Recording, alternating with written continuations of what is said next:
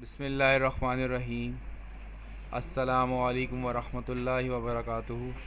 I am Mohammad Umair Khan, your mathematics teacher. इंशाअल्लाह today we are starting lecture 3 of exercise 15.4 trigonometry.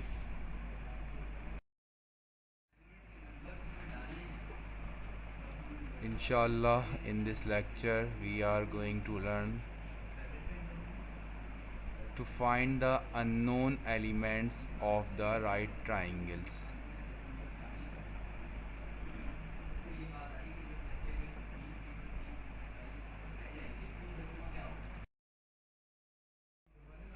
Lecture शुरू करने से पहले मैं एक हदीस आपके साथ शेयर करना चाहूँगा।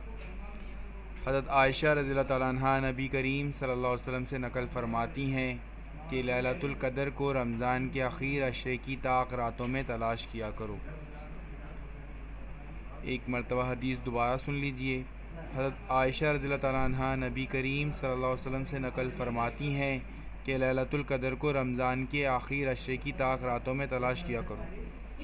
फ़ायदे में लिखा जाता है कि जमहूर उलमा के नज़दीक आखिर अशरा 21वीं रात से शुरू होता है। आम है कि महीना 29 का हो या 30 का। इस हिसाब से हदीस बाला के मुताबिक शब कदर की तलाश 21, 23, 25, 27 और 29 रातों में करना चाहिए। अगर महीना 29 का हो तब भी आखिर अशरा यही कहलाता है। जज़ाकल्लाह।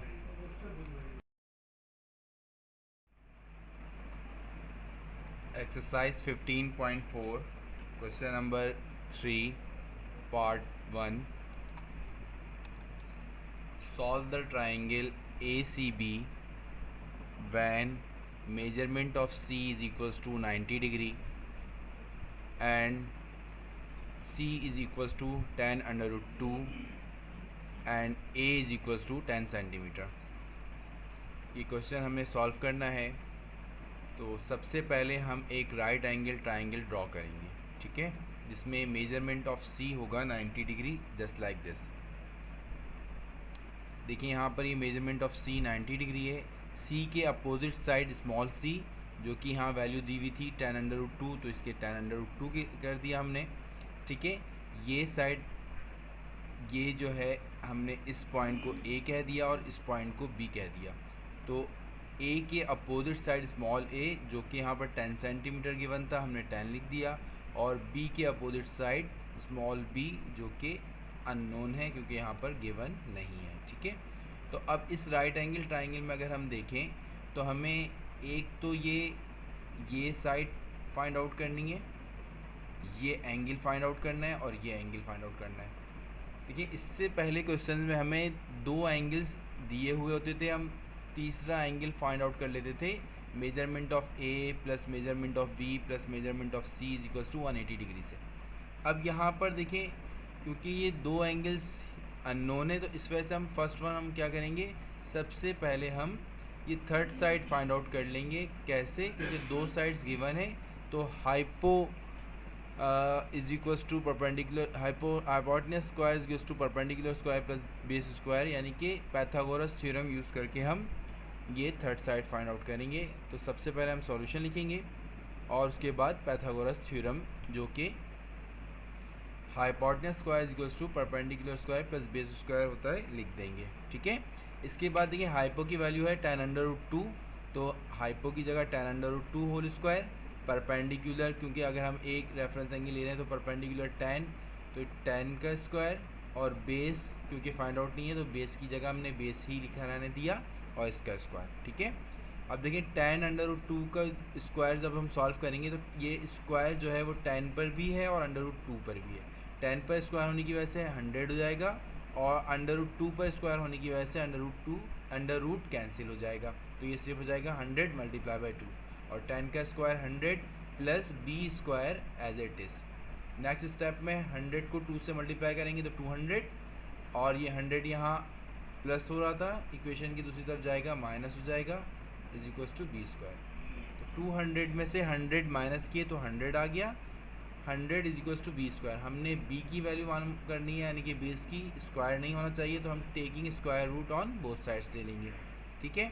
उसके बाद 100 पर भी रूट आ जाएगा और बी स्क्वायर पर भी रूट आ जाएगा। स्क्वायर से रूट कैंसिल हुआ और 100 का रूट होता है 10।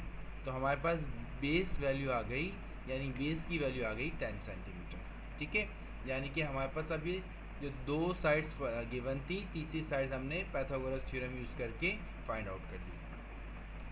अब हम जो है वो एंगल फाइंड आउट करेंगे। उसके लिए हम एक रेफरेंस एंगल ले लिया, मेजरमेंट ऑफ ए। ठीक है, और उसके बाद हमने सपोज कर लिया, ले लिया यानी कि परपेंडिकुलर अपॉन बेस, जो कि 10 के इक्वल होता है। तो हमने क्योंकि रेफरेंस एंगल ए लिया था तो 10 ए और परपेंडिकुलर अपॉन बेस। अब 10 ए की वैल्यू, क्योंकि ए मेजरमेंट ऑफ एंगल ए क्या है हमें गिवन नहीं है, तो ये तो एज इट इज़ आ जाएगा नेक्स्ट स्टेप में। और परपेंडिकुलर और बेस की वैल्यू देखें, परपेंडिकुलर की भी वैल्यू 10 आई थी और बेस की वैल्यू 10 आई थी।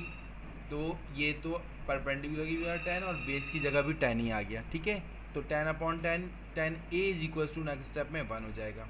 ठीक है, और हमें ये पता है कि 10 45 डिग्री इज इक्वल्स टू 1 होता है। ठीक है, यानी कि 10 45 डिग्री इज इक्वल्स टू 1 है। तो इस वजह से हम 10 ए की जगह यहाँ पर 1 की जगह क्या लिख सकते हैं, 10 45 डिग्री। ठीक है, तो नेक्स्ट स्टेप में 10 से 10 कैंसिल कर लेंगे तो ए क्या आ जाएगा, यानी मेजरमेंट ऑफ ए क्या आ जाएगा, 45 डिग्री। यानी कि ये एंगल हमारे पास कौन सा आ गया, 45 डिग्री आ गया। ठीक है, तो इस तरह अब हमारे पास दो एंगल हमें पता है, तीसरा एंगल हम उस तरह मालूम कर सकते हैं जैसे हम पहले करते हुए आ रहे हैं कि measurement of A plus measurement of B plus measurement of C is equals to 180 degree.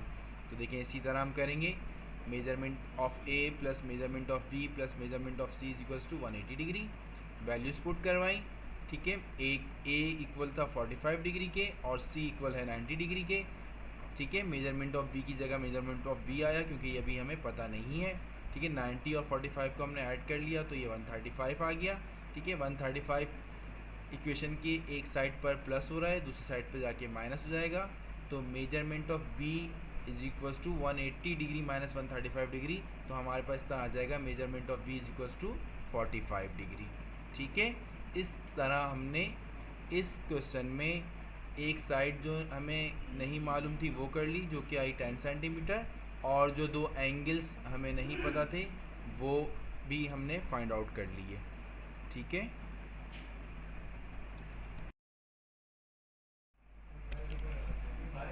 Exercise 15.4 question number 3।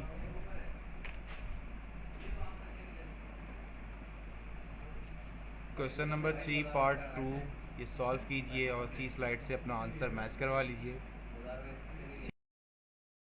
4 question number 3 part 3 इस सवाल को भी अपनी नोटबुक में सॉल्व कीजिए और इसी स्लाइड से अपने आंसर्स मैच करवा लीजिए।